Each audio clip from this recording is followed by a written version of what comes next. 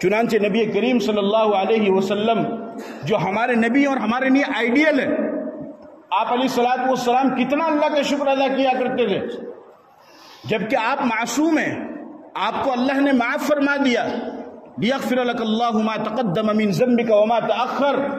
کہ اے نبی جی پہلی بات تو آپ کے کوئی گناہ ہے نہیں، لیکن اگر تھوڑی دیر کے لیے آپ کے کچھ گناہ ہو بھی تو اللہ نے آپ کے اگلے پچھلے سارے گناہوں کو معاف کر دیا ہے۔ ایسا معصوم نبی، قیامت کے دن امتیوں کی سفارش کرانے والا نبی، جس کی سفارش سے میدان محشر کا عمل چالو ہوگا، حساب کتاب کا عمل شروع ہوگا، ایسا نبی آپ علیہ الصلوۃ والسلام کتنا اللہ کا شکر ادا کرتے ہیں۔ چنانچہ ام المومنین حضرت عائشہ صدیقہ رضی اللہ تعالیٰ عنہ فرماتی ہیں کہ آپ علیہ الصلوۃ والسلام نفل پڑھا کرتے تھے، اور اتنا نفل پڑھتے تھے، اتنی اللہ کی عبادت کرتے تھے، حتی تورمت قدماہ، آپ کے قدم مبارک پر ورم آ جاتا تھا، یعنی آپ کے پاؤں مبارک سوج جایا کرتے تھے۔ حضرت عائشہ فرماتی ہیں کہ ایک موقع پر میں نے کہا کہ یا رسول اللہ، پہلی بات تو آپ معصوم ہیں، لیکن اگر تھوڑے گھنے آپ کے گناہ ہو بھی تو اللہ نے آپ کو معاف کر دیا ہے، پھر آپ اتنی عبادت کیوں کرتے ہیں؟ تو آپ نے کیا جواب دیا، اس کو سنو۔ آپ علیہ الصلوۃ والسلام نے فرمایا افلا اکون عبدا شکورا، کہ عائشہ یہ تو مجھے بھی معلوم ہے کہ میں معصوم ہوں، لیکن یہ میں عبادت اس وجہ سے کر رہا ہوں تاکہ میں اللہ کا شکر گزار بندہ بن جاؤں،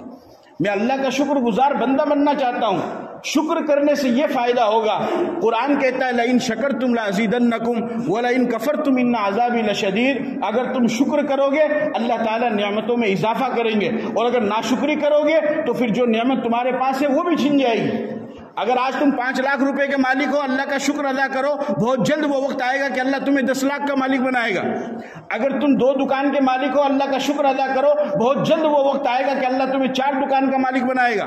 اگر آج تم 10 پلاٹ کے مالک ہو تو اللہ کا شکر ادا کرو، بہت جلد وہ وقت آئے گا کہ اللہ تمہیں 20 پلاٹ کا مالک بنائے گا۔ حربے استعمال نہ کرو، وظیفے لینے کی ضرورت نہیں، تعویذ لینے کی ضرورت نہیں، سب سے بڑا تعویذ تو میں تمہیں دے رہا ہوں کہ جو اللہ نے تمہیں دیا ہے اس پر اگر تم بڑھانا چاہتے ہو، اس کو آگے لے جانا چاہتے ہو، ترقی کی طرف لے جانا چاہتے ہو، اس میں برکت پیدا کرنا چاہتے ہو، تو اس کا ایک ہی طریقہ ہے کہ جتنا جو کچھ بھی تمہارے پاس میں ہے کہو اے اللہ تیرا شکر ہے، اللہ اس سے بھی ڈبل کر کے دے گا۔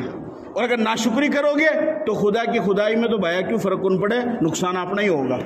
اس لیے آج بہت سارے لوگوں کی عادت ہے کہ میرے ساتھ یہ ہو گیا، میرے ساتھ وہ ہو گیا، اللہ تو اے کر دی، اللہ تو بے کر دی۔ یہ شکایت اللہ نے بالکل بھی پسند کو نہیں۔ جو بھی حالات آئے، جو بھی مصیبت آئے، ہر وقت اپنی زبان پر یہی بات لاؤ اور یہی کہو کہ اے اللہ تیرا شکر ہے، اے اللہ تیرا شکر ہے، اللہم لک الحمد ولک الشکر کلہ۔ ہر وقت یہ دعا پڑھو، جتنا آپ شکر ادا کریں گے اتنی ہی زیادہ نعمتیں اور اتنی ہی زیادہ اور رحمتیں اللہ تعالیٰ آپ کے اوپر برسائے گا، اللہ تعالیٰ آپ کو عطا فرمائے گا۔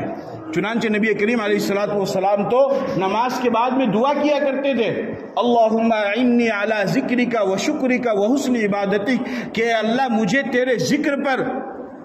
اور تیرا شکر کرنے پر اور تیری بہترین عبادت کرنے پر یا اللہ میری مدد فرما۔ چنانچہ آپ اس دعا کو آپ اہتمام کے ساتھ پڑھا کرتے تھے۔ اس دعا کو یاد کیجئے، ہر وقت چلتے پھرتے کہیے اللہم لک الحمد ولک الشکر کلہ، اللہم لک الحمد ولک الشکر کلہ، اور ہر پل ہر قدم اللہ کا شکر ادا کرنا ہے۔ تو جو نعمتیں اللہ نے دی ہیں اللہ تعالیٰ اس میں بھی اضافہ فرمائیں گے اور اللہ تعالیٰ ہم سے خوش بھی ہوں گے۔ اللہ عمل کی توفیق عطا فرمائے۔